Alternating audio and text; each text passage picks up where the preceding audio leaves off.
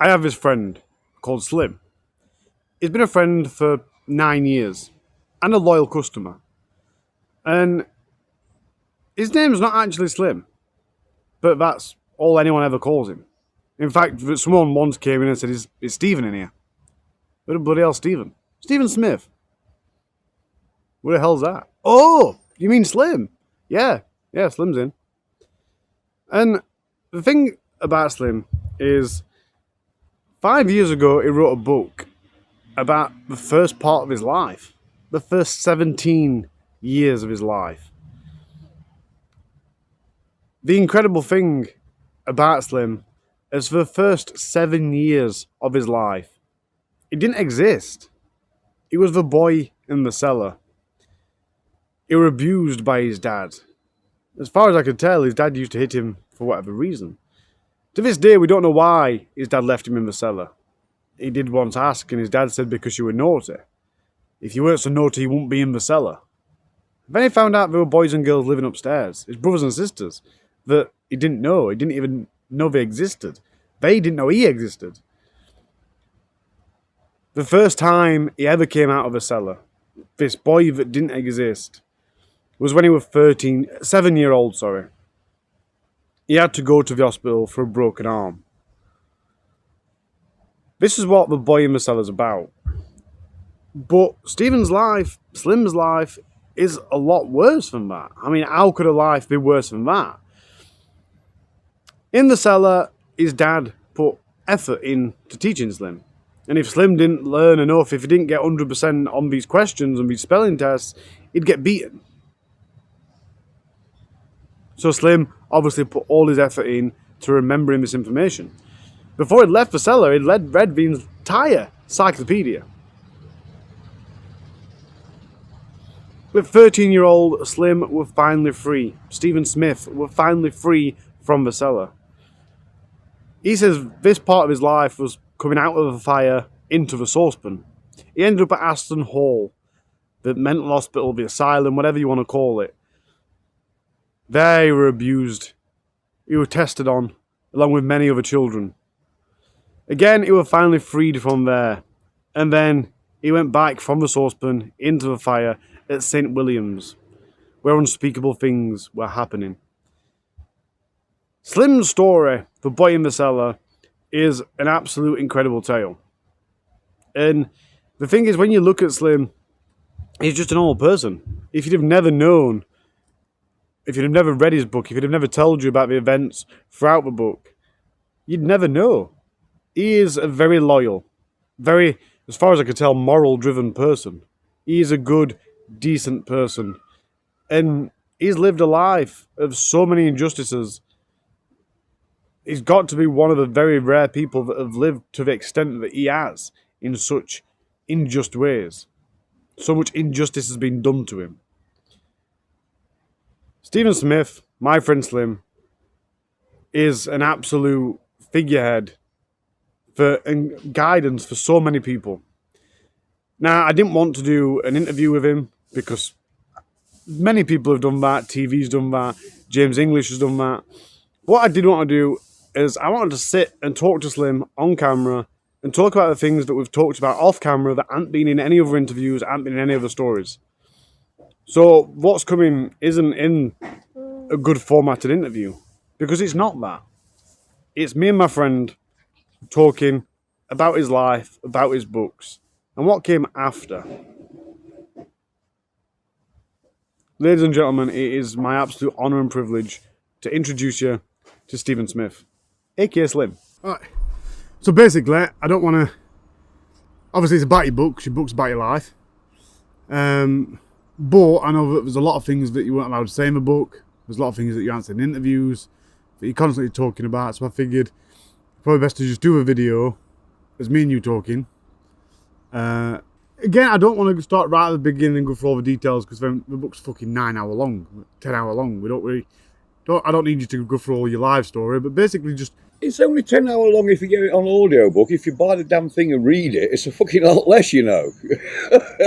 You can just sit there and read a bit at a time. Is the audiobook the same as the book? or have you changed? No, it's exactly the same. It's got. I tell you, the geezer that reads it was in that pole dart thing on the telly, because they gave me 3 actors reading bits of it, and I had to choose the one I thought sounded more like me. The first 2 sounded like right upper class twats. I said, for fuck's sake, I can't have them. And he did it because he's from Sheffield, a bit like you, and he sounded a bit more like me. So I said, well, go on, crack on, then let him do it. It were weird because I listened to an audiobook, and you did give me a bollocking last week because it's been 5 years and I've only just listened to it. But I didn't want to listen to it because I know you and I didn't need the details of that. You've told me as much as I need to know about it. Loads of people Steph say to refuses me, to read Slim, it. I started it, and because I know you, I couldn't bear to read any more of it. I said, well, that's the whole point. You're supposed to read it and find out what happens at the end. I didn't think it was that bad, to be fair. Yeah, there's far worse ones. I don't think people realise the book is how a book is. It were weird listening, knowing you so well. It is weird to have another guy tell the story and then position it as being you. Yeah. So obviously the book's Boy in the Cellar. On the James England video, you said that your earliest memories are like a page, then 10 pages missing, then a page. Yeah. If you had to attribute one memory to being your first memory, what would it actually be? So I think on the James England interview, you went straight to when you were 7, which is obviously when you got released from the cellar to go and fix your broken arm. The things that stick in your memory are the bad things. Getting my arm busted, getting my fingers broke, all that sort of stuff. So, but the good memories, if you want to call them that, are me being allowed to draw and paint and stuff when I was down there. So there's no point in me asking you at what age you started to draw, because obviously you had no concept of age or time. I'd got no idea. I didn't even know I was 13 until the social workers told me. We didn't even know your name. No. You were obviously the dog. Yeah. I know Smith were a surprise to you, but was Stephen a surprise to you as well? Did you know you were called Stephen? Only in like a vague sense, not as in the sense that the name applied to me. If you can see what I mean. See, because you don't know what things are until you learn what a thing is. Yeah. And that's the thing that I don't think people will ever understand. You learn things when you're a kid gradually. Like a normal baby learns stuff, dad, car, whatever, tree. Yeah. I knew the words, but didn't know what they applied to. Yeah. I mean, a tree could have been a cat as far as I was concerned. So I suppose that's why you can't attribute what's your first memory, because you didn't know what age you were. Yeah. So then it is just a bunch of memories put into a certain time frame. Yeah, it's just snippets of things that you remember. I mean, it weren't till I got to 13 and the coppers and the social workers found me that I even started to grasp what was going on, apart from trips to hospitals and seeing stuff, but not knowing what it was. Yeah. But again, if you don't know what a thing is, you can't put a name to it. No. And again, it's hard to time frame, because my next question is going to be how early on did you start? Because in the video, I'm going to show a lot of your paintings, and you're incredibly talented. And there's actually a painting. I'll put the one that's on that current window. Oh God! that you did last week, and we'll talk about that later. But I do find it quite interesting at what age. But again, it's hard to put that into a formatable question, because there's no way you knowing at what age you can start remembering things. Because for all you know, it were a year before you got your arm broken. Yeah. And again, I don't want to go into that sort of stuff too much, because I don't want to put the essence of people. And rather than me doing a separate video or a separate outro, obviously the book starts talking about your friend Peter, who then becomes apparent to be a spider. Yeah. And then the beatings off your dad, who you're scared of. You didn't know your mom. No. Have you ever found out your mom's name or like that? No. So your mom is literally I knew her name was Anne. But beyond that, I don't know anything about him. I don't know much of all about my dad. Yeah, I know we'd got something to do with being a tailor, and that were it. Yeah, but the book goes on that you've been able to piece bits together from the things that you saw, Yeah, like yeah, his yeah. leather Oh, apron since then, stuff. I learned all sorts of shit like. But back then, I've got no idea. No. So first time you went outside was 7, Yeah. and then your arms and fingers had grown a bit, so you managed to start coming out of the cellar. Mm. And it might be in the book, and I think it is, to be fair. But one of the things that gripped me is, why did you decide to carry on going in the kitchen, stealing food and stuff, rather than trying to make a run for the outside world that you'd recently discovered? Because you couldn't get out onto the outside world. There was the backyard. Was like an old backyard with big, like the bunny dunny here. There was a bog like that. And Funny then Donny Bad is an outdoor toilet. yeah, and then a big brick wall all the way around with a great big gate in it. So there was no way I could have gone anywhere anyway. So the prison was essentially a prison. Yeah, It was solitary confinement within inside a prison, essentially. yeah. So you got out, you saw the trees and everything. You then got to... You were talking to psychiatrists and stuff. In the James England interview, you said you didn't know how we found you. No. You talked to the psychiatrist at the hospital and stuff. You told him that you'd been beaten. You told him pretty much everything from that point on, as he got you trust a little bit. For me in the book, it seemed like they'd sent you home, which were an amazing surprise. But then, do you have any concept of how, from that last interview, that last meeting, to when you got released, do you have any concept of time how long that were? Well, after I was sent to the mental hospital when I was 13. So when the police came and released you from When I the was cellar. 13, and then the social workers and police took me to a home, like a boys' home thing, and I can't remember the name of it now off the top of my head. Anyway, I was sent there, and it was like an assessment centre, and I was there for possibly a week, and then Dr. Milner came with another doctor, Ratner, I think his name was, Ratcliffe, anyway, whatever.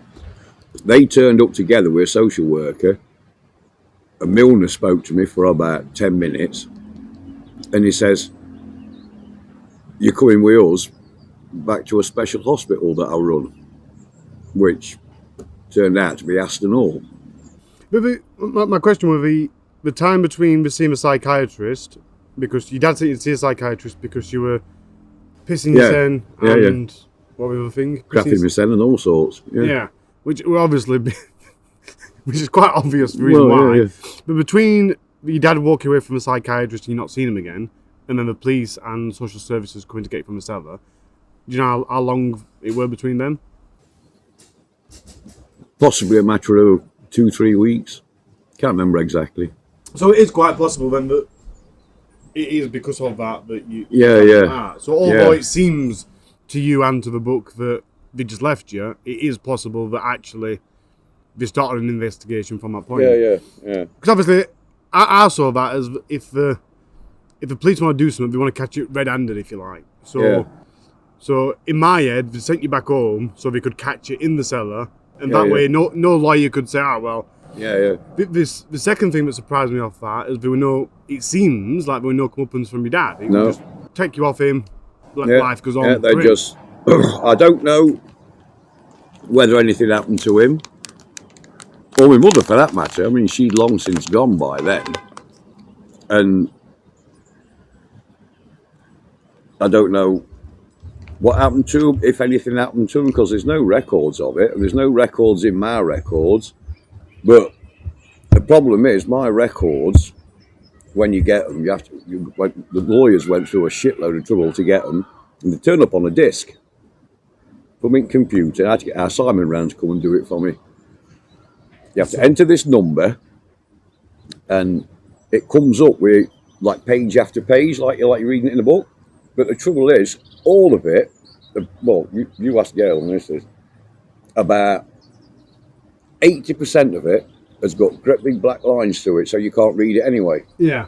And the whole lot had been, redacted, they called it, and no one's allowed to see it.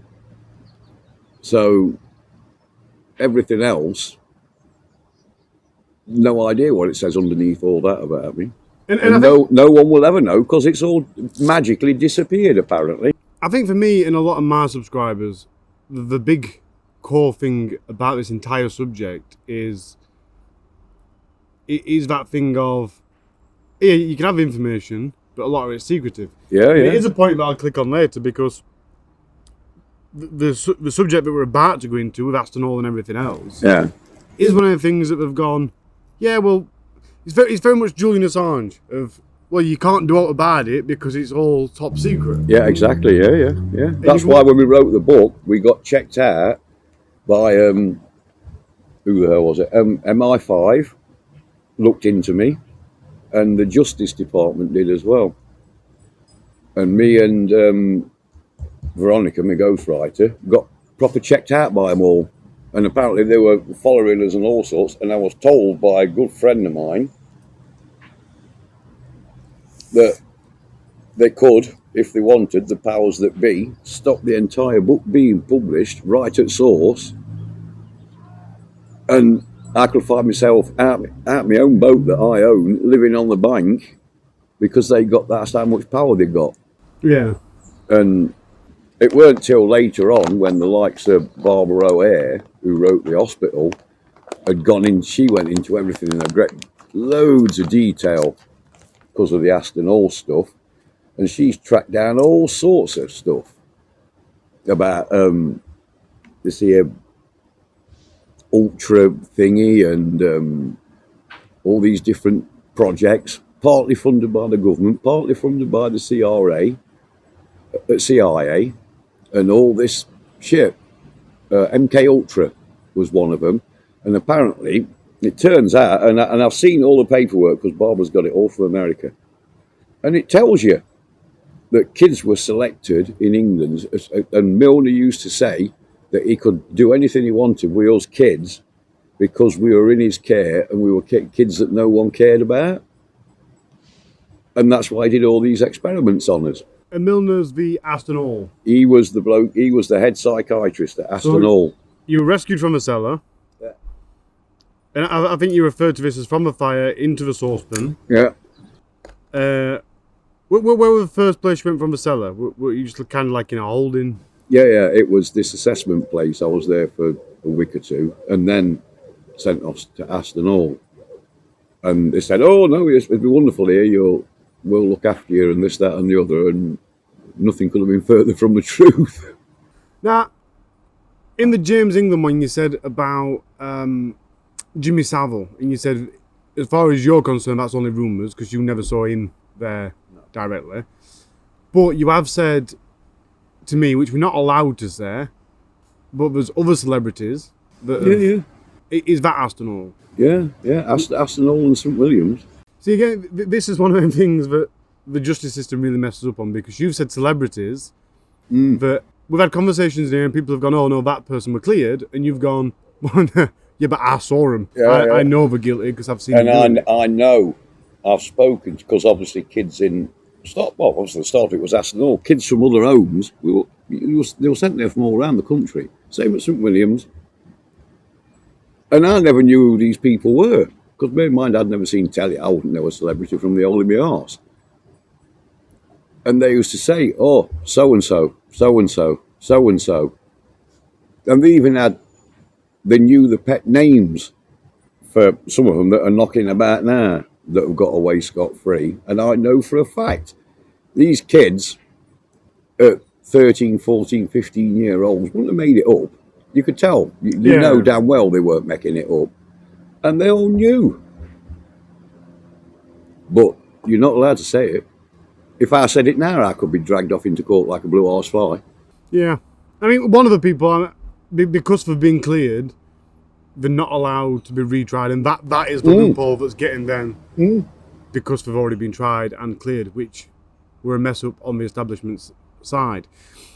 So about Aston Hall, Ben, you went to...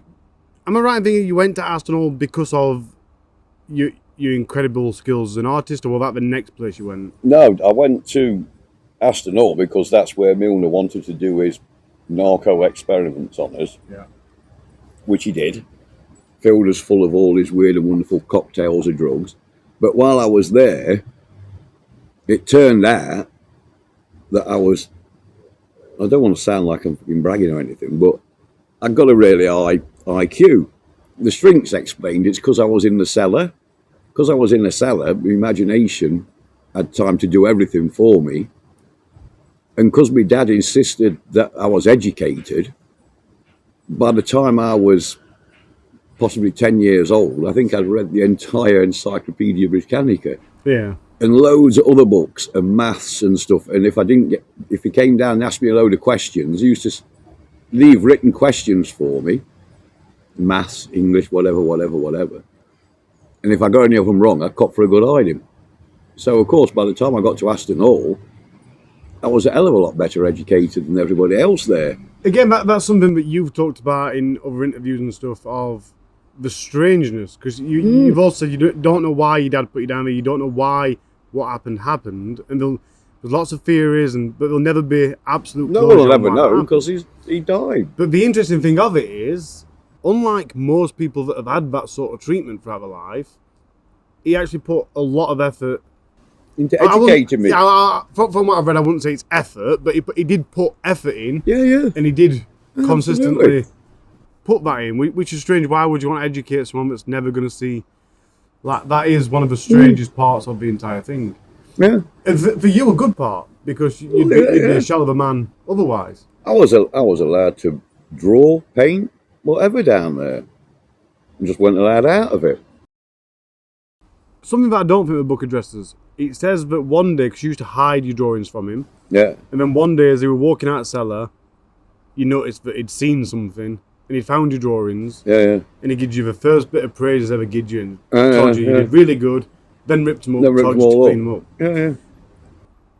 Did he put any effort in to stop you from being creative at that point? Did he leave you extra stuff, or? Well, he couldn't stop me because I had to have pencils and crayons and shit like that to do all the homework stuff that he set me. So he couldn't stop me. I'd just turn the paper over and draw on the back of that. So there was no stopping me. So you went to Aston Hall, getting back on track to the timeline. You went to Aston Hall, then you went, where was the next place you ended up going? Which was the final St. place, I William's. believe. That's the final St. William's School, yeah. St. William's School, Market Wheaton. One of the questions that I had to ask you, because as you can probably tell, I am prepared for this. I'd have much rather it just gone as a friendly conversation than as a formatted script. So one of the things that I did have in mind of asking you is, how did it feel when you first, probably at Aston Hall, or slightly before when you're in the Oldham place, Yeah. how did it feel being put into the group of other people, other kids? Because when kids are going to come, what I'm trying to get here is when kids are going to come, it's really intimidating, there's going to be bigger kids and everything else. It was absolutely crazy. I didn't know any of them. Weren't so bad at Aston Hall because it took me the first week or two at this home place, and obviously they were full of kids, and I was surrounded by them, and I assume it's because I was so young, but it didn't take me long to weigh it all up and figure it all out. And then once I started, it was like a tidal wave of finding stuff out. I mean, imagine, I didn't know anything. Didn't know the outside. I knew the outside world existed because I've been in and out of bloody hospitals. But that was it. And I'd been driven down the road and I'd seen other life, but I didn't know what any of it was about. Yeah.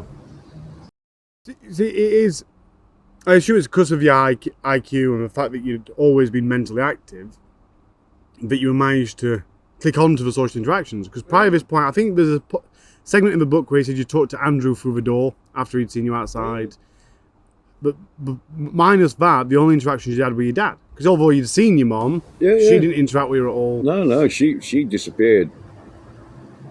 I don't know how old I was. At some point before I went to Aston Hall, and then she died when I was in Aston Hall. Yeah, it is impressive because, like I said, at 13, you've already, your key development stones are probably, social-wise, it's probably from 3-year-old upwards. Yeah. And you'd missed that entire bunch, so it is quite impressive. In one or two words, how would you describe how you felt being put into that? Were you scared? Were you nervous? Were you, I'm free? Scared. I wasn't scared. I'd gone past, by then I'd gone past the point of being scared. I don't think I get scared of anything. Well, it's because according to the shrinks, I've got this thing called dissociative disorder, which means I can turn everything off. And that's the thing that kept me alive.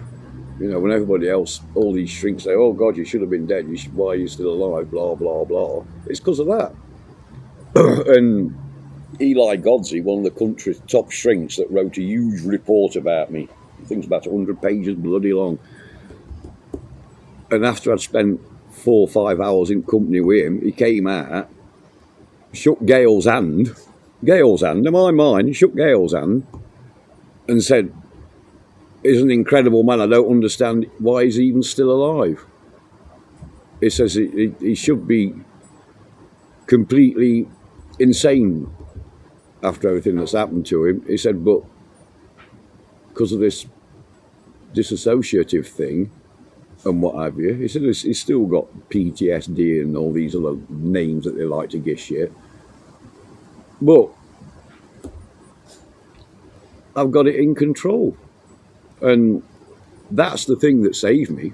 It's a shame that other people that end up in my sort of situation don't all get it.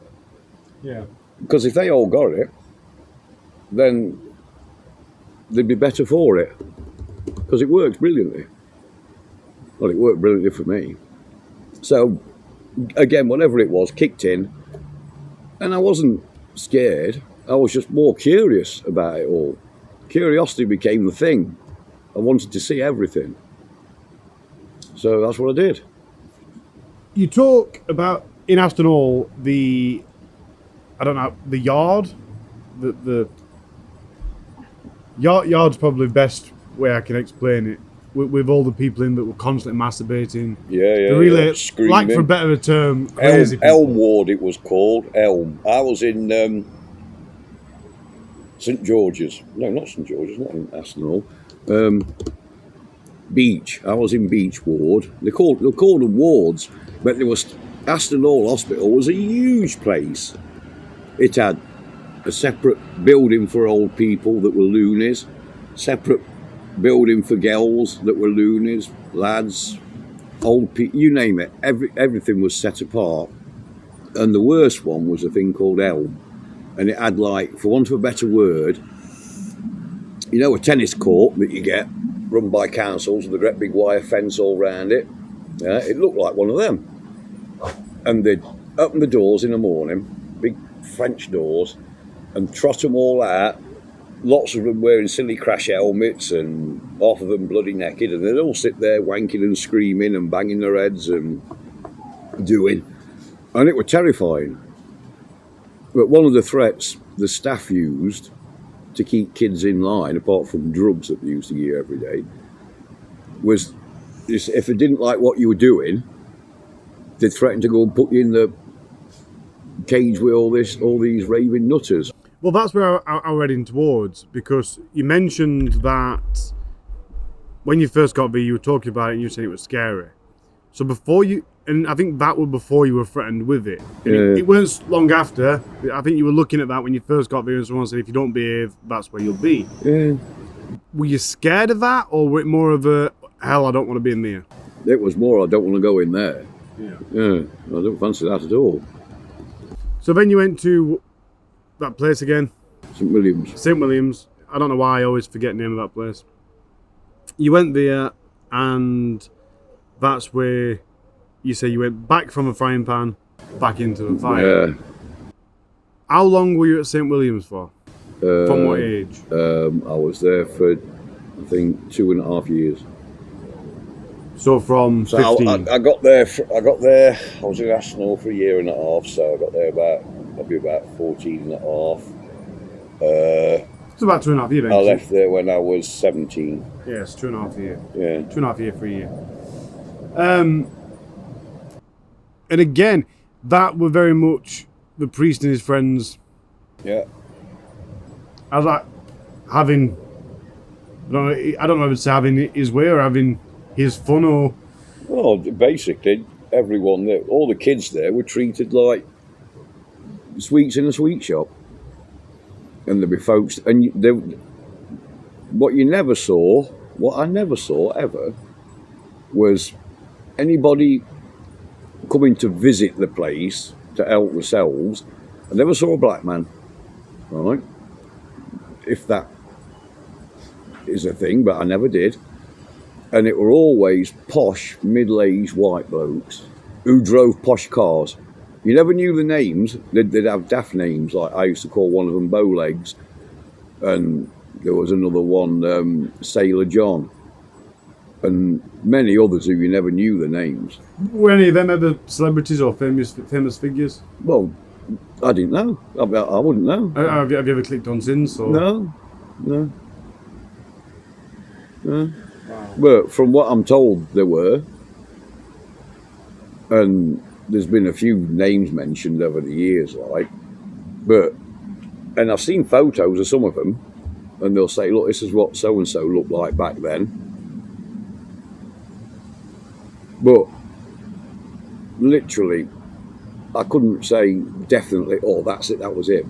You know what I mean? I couldn't point to someone and say that was this twat. So the point I'm getting to here is Aston Hall were the bigger, more famous people. St. William's were more of people that were close to another circle, but not as prominent. The churchified ones, because it was all church mad, because it would be in a Catholic place run by De La Salle's.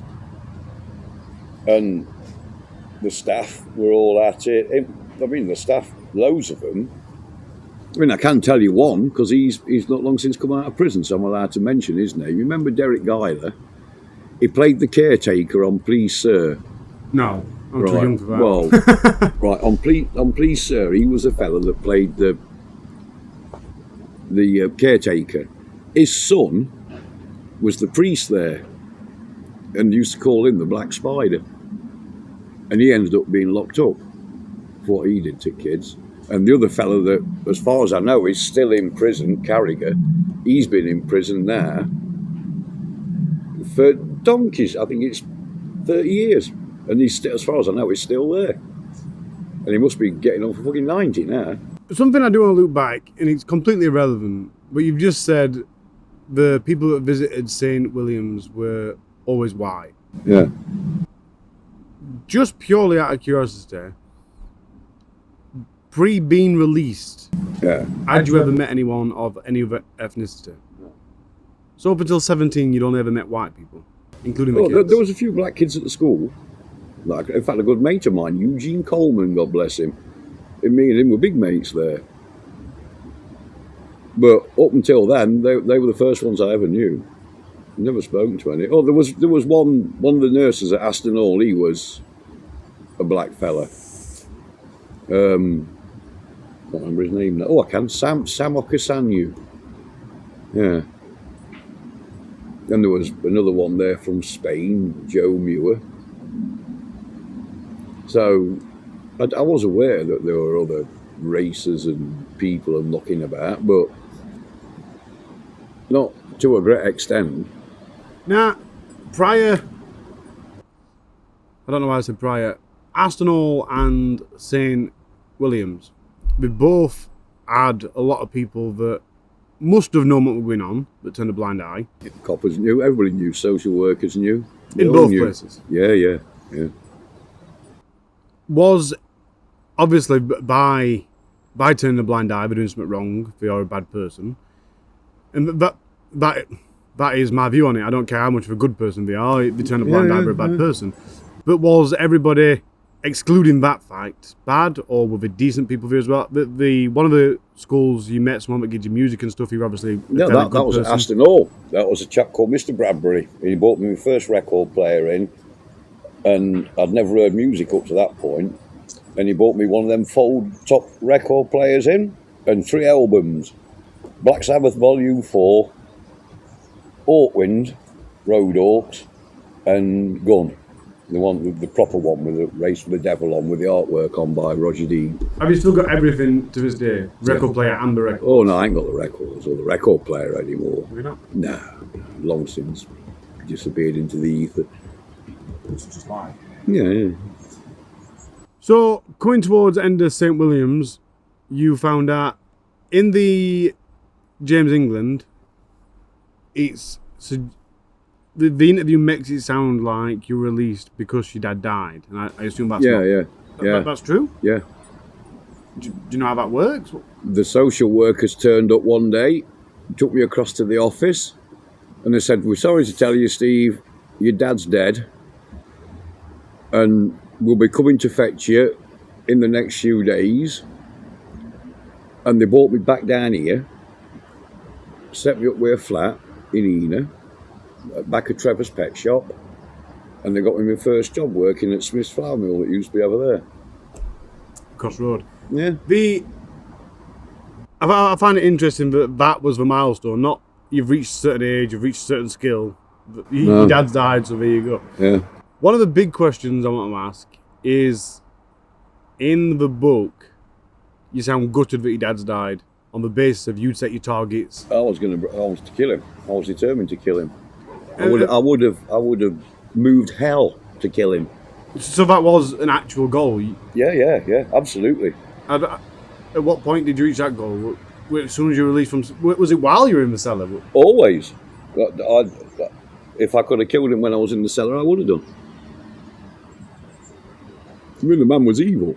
There's no two ways around it. For whatever reason, I don't care what his reasons were.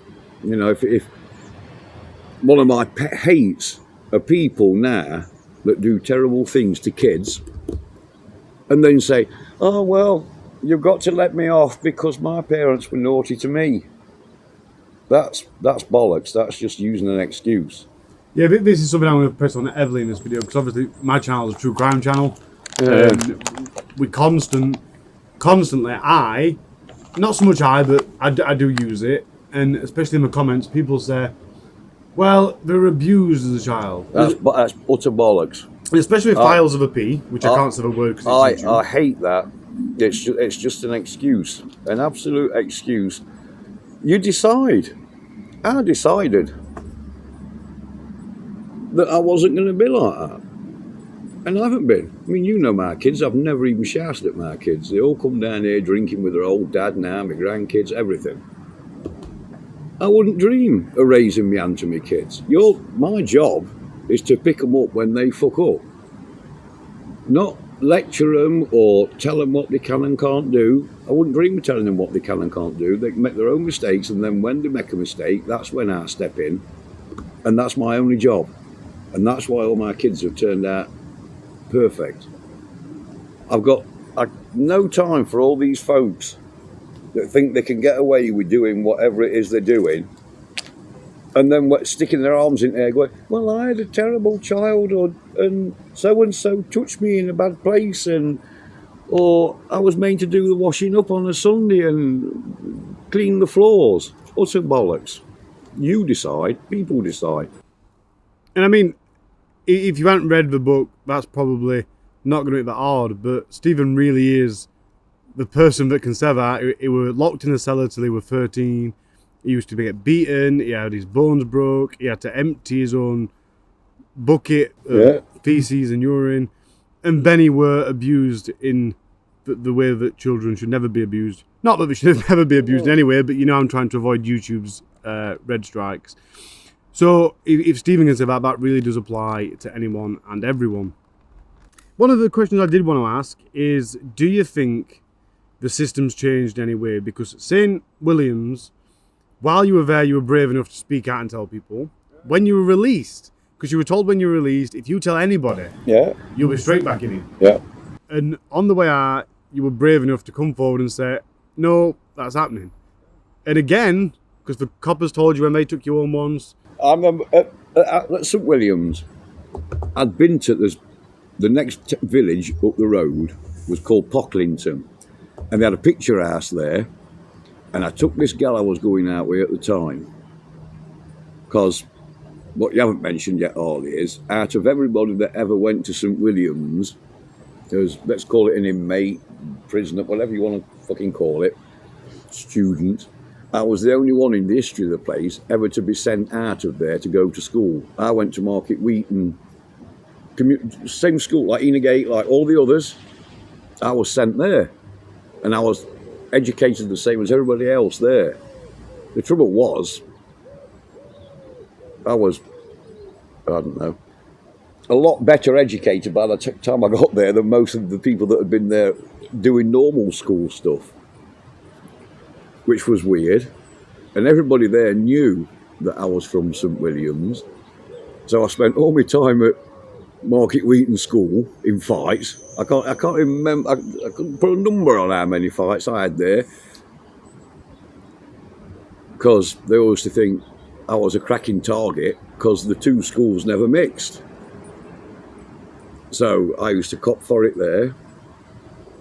The teachers were all right. They were just bog standard teachers.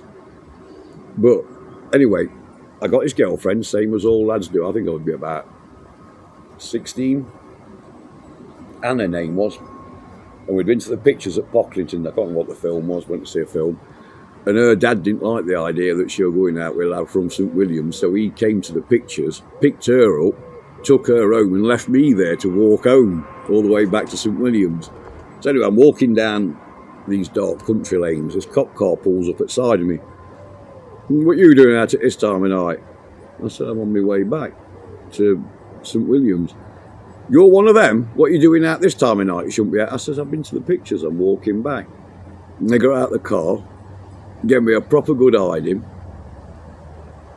a proper damn good hiding, banged me in the car, banged me off the car, all sorts, and got me back to St William's. Drove me to there was a long drive up to the place, drove me up to there was the first gate, then the second gate, and then there was the houses where all the staff lived. Shook me out the car there, literally, and said, "We haven't seen you, we don't know who you are, and if we have to come and find you again, we'll fucking kill you. You'll disappear," and then drove off. See, that was the coppers then.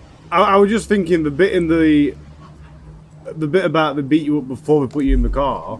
I didn't think in the book, but I'm fairly certain the bit of we don't know who you are, we haven't seen you. I'm 100% certain that's not in the book. Which I'm dying to get onto the bits that aren't in the book. Yes. But back to the question that I were aiming at is, I'd like to ask if you think things have changed. But while I was driving down here earlier, it dawned on me that things haven't changed that much, because in your story, for lack of a better word, it's true. Yeah. In your true story, the police knew but turned a blind eye, or they couldn't do anything, which I refuse to believe. The no one could do coppers were anything. forever bringing kids back to both Aston Hall and St William's that had run away. There wouldn't be a month go by without at least one kid running away from either place. And as often as not, the coppers would bring them back. And it was always the same story. And the kids would say, "We've told them what's happening here, we've told them. And the coppers didn't want to know. And of course, when we say what's happening here, we mean the abuse of a untold nature. But like I said, I can't ask really if things have changed, because it weren't that long ago that we found out what was happening in Rotherham. Exactly. And that weren't powerful people. That were just Well, this gangs of is people. the thing. One of the biggest changes that I put my finger on is, back in them days, all these perverts had to contact each other. Apparently, they used to use secret codes in the ads in newspapers that they all knew how to read and what have you. This is what I've been told. Then the internet was invented. The internet was available to the common man, so the common pervert could get in on the action. And I think now it's gone more out of the hands of rich and famous, although I'm absolutely certain it still happens, but it's worked its way down the ladder now, so anybody that's a pervert can get in on it thanks to the internet. In all honesty, I think the internet has been one of the worst things to be ever invented. It's helped all these perverts and abusers out no end, because they can talk to each other directly like this. Whereas before, if they all wanted to have a meeting somewhere or get on and do whatever, it all had to be done secretly through newspaper adverts and all this weird and wonderful hidden language that they invented. Whereas now, any Tom, Dick or Harry can be a pervert and get away with it. And I think, as you've just said, with the rich and famous doing it, it is a massive conspiracy at the minute. And I don't know how we can call it a conspiracy while we're on this topic of speaking to someone that's witnessed it and knows it used to happen. Yeah. I think they call it Pizzagate or whatever. So that conspiracy suggests that it is extremely true, heartbreakingly. And like I said, the police have always turned a blind eye. And I think I don't think it's so much now. I think now the police are so scared that they'll be caught aiding and abetting them, which is what they were doing. But because these people back in my time were rich, powerful folk, the coppers deliberately turned a blind eye to it and were aiding and abetting them. So I don't know, like I say, it was only 6-7 years ago that the racket in Rotherham got found out, and there was another one somewhere else about the same time. And I'd like to think that was the end of it, but I just can't come to believe that there's no other communities, if you like, around the country that's still doing it. Certainly not. I used to hear about kids being taken off to big country mansions, and stuff like that. And these were other kids telling other kids, so they weren't making it up. You know what I mean? They'd tell you in a quiet corner, be careful of so-and-so because he takes people to work. But you never knew where these places were. I mean, well, I didn't know. The holiday place that St William's had up near Filey, they used to take you up there. And there'd be a group of 10, 15 lads get dragged up there. And there'd be a whole gang of blokes turn up. And there was a range of cliffs, I don't know, about half a mile away.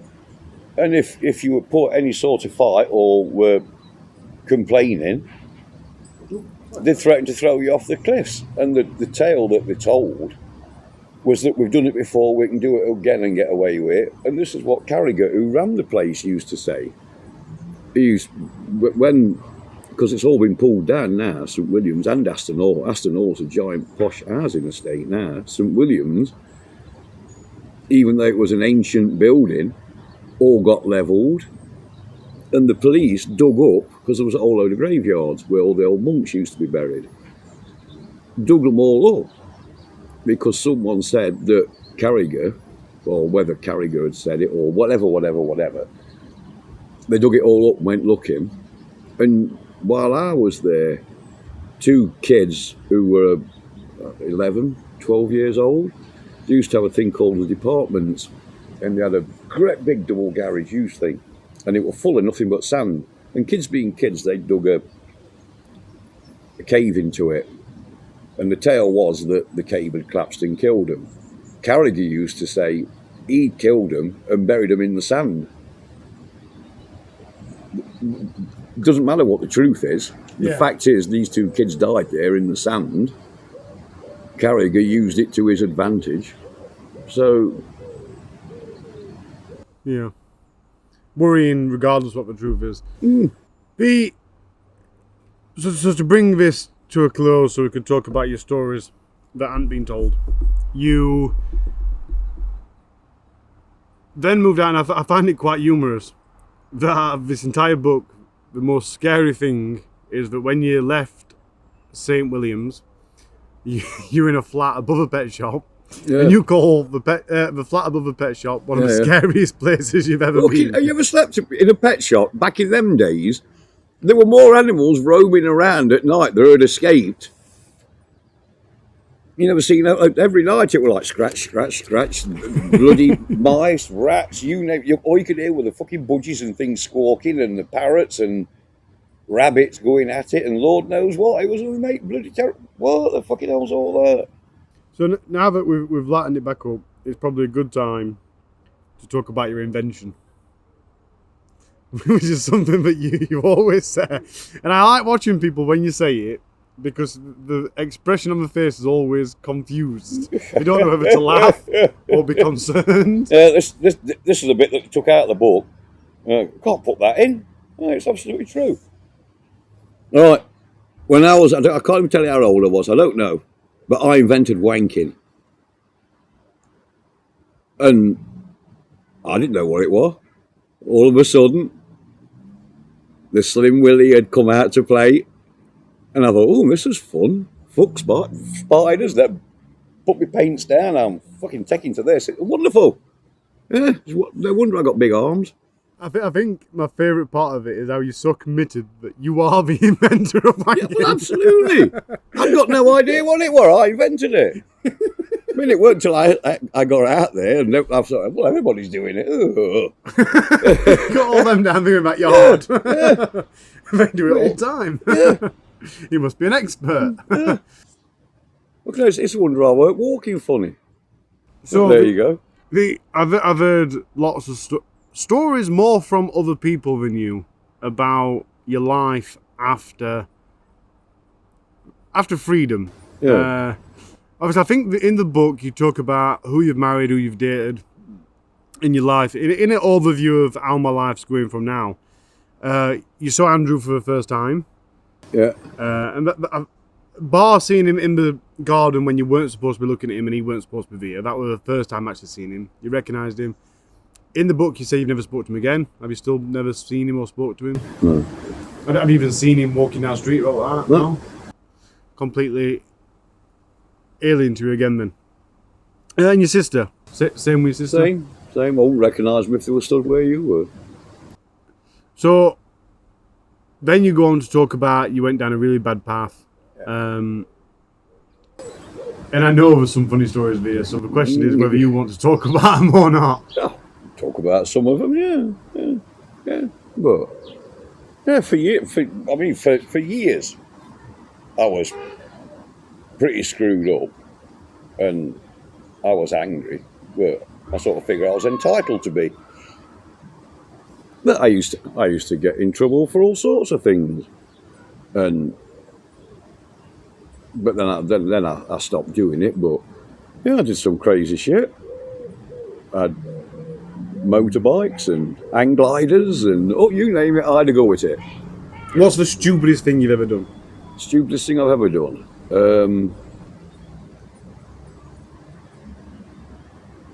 Went up to the TSB, what used to be the TSB bank in Ena, with a ladder in middle at night one night. And I decided I wanted their sign from outside. It was a big one that stuck out that way, big flashing light. I thought, I'm going to put that on my flat wall. Went up at middle at night, took a ladder, unscrewed it all, unwired it, took it and put it on the wall in my flat. But what hadn't occurred to me, from off at road outside, you could see this fucking sign. So it'd been in there about, I don't know, fortnight, I suppose, 3 weeks. Bang on front door at flat. We'd like to come in, 2 coppers. Yeah, help yourself. Where did you get that sign from? I said, I bought it off a chap in Nag's Head. Did you?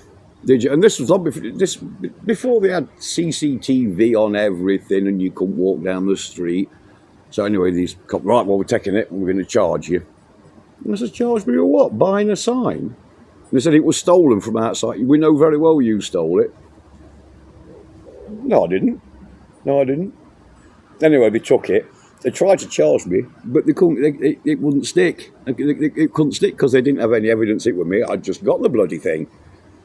And then another time, back in them days, Ena police station was like a terraced house. When you went, they got interview rooms downstairs, coppers, blah, blah, blah. But they didn't have a cell thing where they could lock me up. So they locked me in the upstairs bog, which was at the top of the stairs.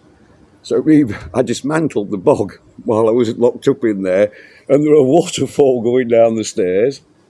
But yeah, then I got in all sorts of, I was fighting all while and stuff and everything else. So yeah, I was a gip. There was no doubt about that. But I had a laugh doing it. It was always funny stuff. But another good tale, I was going out with this gal. She used to work at bar in Durham Ox up the road here. Kath, her name was. Kath Anders. And I was at work. This is when I worked at 4D Research. Get a call from office. Steve, there's 2 police officers here wanting you. And I says, oh Christ, what have I done now? And I says, I went across to the office, these 2 coppers there. We want you to, Beryl, come on, you git dog. Said, we need you to come and identify somebody. I said, who? Thinking I've got to go and identify a corpse. You know, we want you to come and identify somebody. Do you know?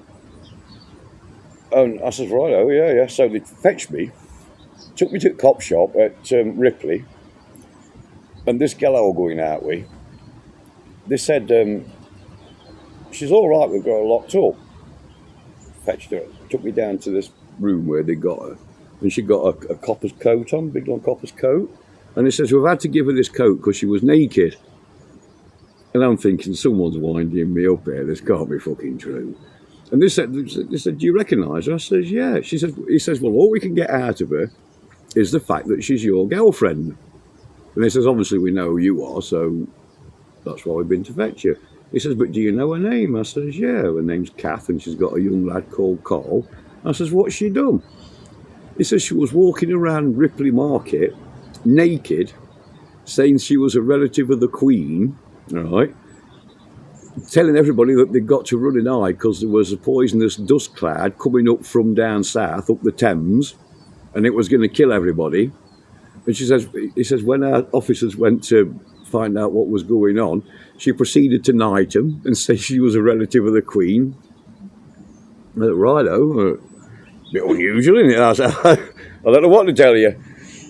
And it turned out she was a bit of a smackhead. No, I never thought anything that serious like. But it turns out she was off her tits and decided to take all her clothes off, walk around Ripley Market. But she ended up in pastures. I don't know what happened to her after that because I never saw her again. But I know she ended up in pastures, happy house. Such is life. Now this is an hard question because there's so much that you could possibly say here. But what's the proudest thing you've ever done? Done or achieved? We'll take kids off table because obviously that's an easy go-to answer. So you've got kids, so we'll take that off. Still being alive, and in my case, is quite an achievement. But I don't know. I mean, you could say playing in great big places with band and having paintings put on book covers and all that stuff and all the rest of it. But like you say, the obvious things are the kids and the wife and building my boat and all stuff like that.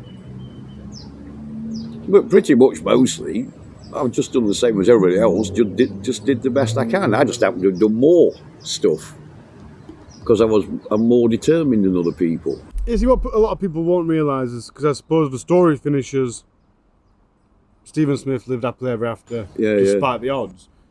But actually, you could pretty much write a full book post St. Williams. God, You could write several. You do a lot. You've achieved a lot. You're an amazing artist in several ways. Great musician. Don't let that go to your head. No, I won't. But you are a really interesting person, but has achieved a lot. So I suppose, as soon as I've got a pub to open, we're better off rounding it up. The thing is with me, I've got a single-minded approach to stuff. Once I decide I'm going to do a thing, then I don't sort of give up. I keep going until I've done the thing that I've set out to do. And I watch other people and people that come in here who say, Slim, I want to learn to play guitar, so I'll give them a guitar. And in some people's cases, who I won't name, but they know who they are, they've had the guitar for years and haven't even taken it out its case yet. But at the time, they're all enthusiastic. Like that kid that came in here the other night that I set up with a bass guitar and amp and stuff. He promises me he's going to learn, practice till his fingers bleed. And he's going to come down here once a month and give me a progress report. And then in a year, I've made him promise he's got to be on that stage playing it properly. Whether or not he does, I'll wait to see. But hopefully he will. And his range of mental problems that he's got, that is an interesting might question. help him. That is an interesting question. As a boy in a cellar, you learned to draw and paint. Yeah. What age were you when you got your first instrument? 13. I got a guitar when I was 13. Same time as I got that. I can't even remember where I got it from. I can't even remember where it came from. But I got the record Was player. it gifted to you? Did you buy it? No, it would have been given me. Well, back in them days, 73, I used to get 50 pence a week pocket money in Aston Hall they gave you to spend in their tuck shop. Yeah, that's in the book. I don't know if you quite said 50 pence, but you do mention in the book that they give you money to go to the tuck shop. Yeah. So, yeah. Anyway, I was determined that I was going to be in a rock band. I was determined. From 13. Yeah. As soon as I heard it, it changed my life. I'd never heard anything like. I'd never heard music. I want to make this. And to hear that for the first time, because again, with music, it's something you gradually listen to as you grow. To have it all given to you in one big lump, 3 albums worth right in front of you, I didn't know whether to shit, shower, or shave. You know, what the fucking hell's this? This is amazing. This is music. Fuck me, I love this. Hence the fact that the only sort of music I like is bloody rock music, as everybody will tell you that comes in here. Because some of the stuff he makes me listen to in here, dear God. Oh, he could lose the will to live. If you hadn't clicked on, we're on my pub beer garden. Have you got else to say or else to add? Any more stories that you'd wish were in book or?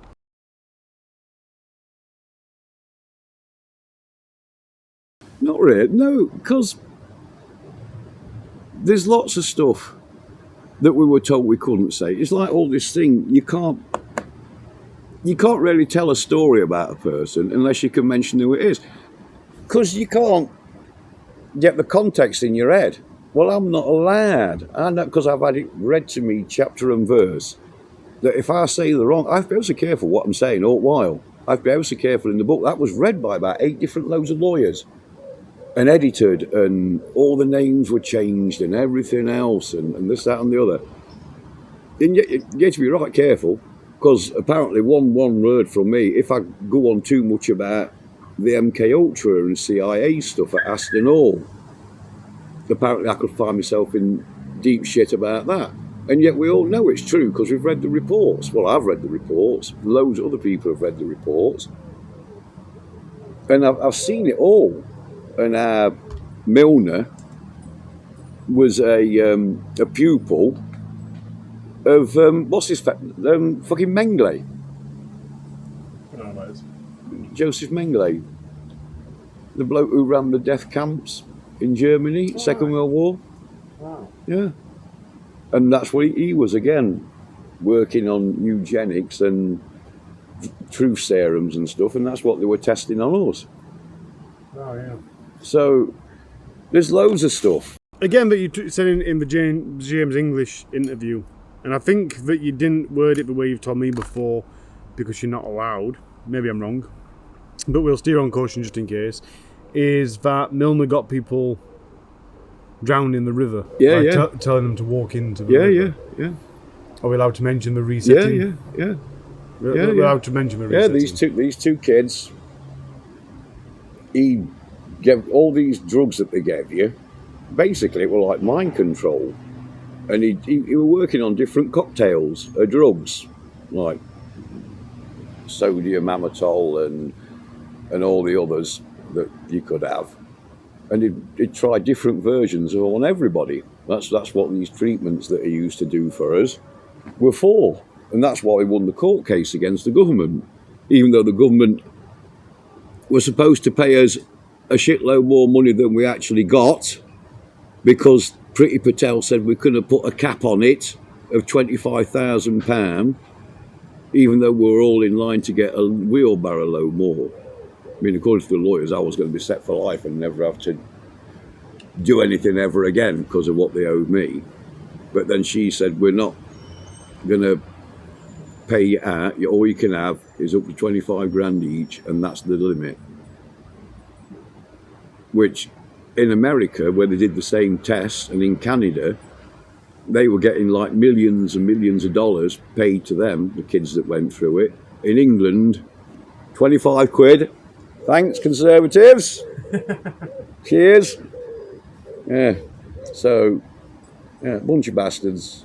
again, they knew what were happening. It was the government that were paying him to do it. He was on wages off of MK Ultra and the CIA for every time he did a test and put these reports in. So it was all hushed up, covered up.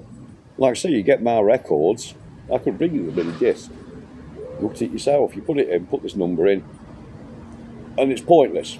It's got my name at the top on each page, my date of birth, or what they think is my date of birth, and various other little lines of it, and the odd word, but most of it is just black line, black line, black line, all the way through, page after page after page. You think, well, why did we have to go to all this trouble to get the damn thing when it doesn't tell you anything? That's good for that trouble because they had to have time to censor everything out.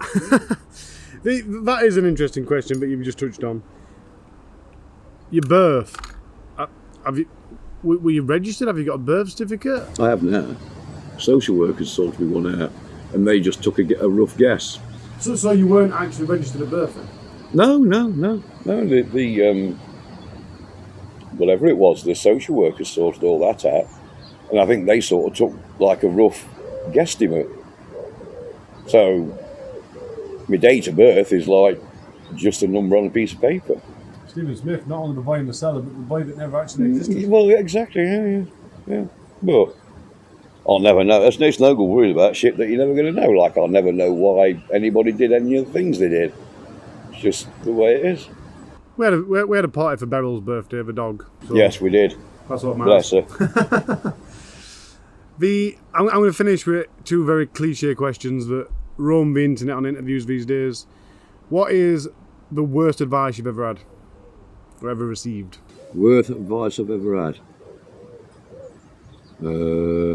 It's time you got married. And that was the first time I got married, to the mother of my daughter that got killed in that car crash. So then, other than that, general run of the mill. Have another pint, Slim. That's always the worst advice, especially in here. One for road. Yeah, just have another one. I've got you one in. Oh, God. What's the best advice you've ever received? Marry Gail. Yeah? Yeah. Oh. Yeah. We do like Gail. Yeah. And then get a dog. That was the other best advice. Best 600 quid I've ever spent in my life. Aren't you, my little darling? So all the life advice you've had has been absolute shit. Yeah. Apart from marry Beryl. Yeah. Marry Beryl. No, don't marry the dog. But in your word, I dare say it is. Do not marry the dog. Marry Gail and get Beryl, the dog. If you had any advice for anyone, what would it be? Be the best person you can. Help people, don't hinder them. And try not to hurt each other so much. For fuck's sake, we're only alive once, and all these people seem so fucking intent on trying to hurt each other. You're not going to get anything out of it. All it's going to do is, it will make you feel bad that you've hurt somebody. And trust me, I know. So, that's the best thing. Have a laugh, for fuck's sake. You're not going to be here long. One day you're going to wake up dead, and then you're bollocks, because you're going to think, oh, fuck me, I wish I'd done that. But you're dead, so you can't. So have a laugh now. Enjoy yourself. Love your kids. Do all the things you're supposed to do, but do them nicely. And that's it. Thank you, Ollie. I've had enough. I'm going to have another drink and throw my dog's ball.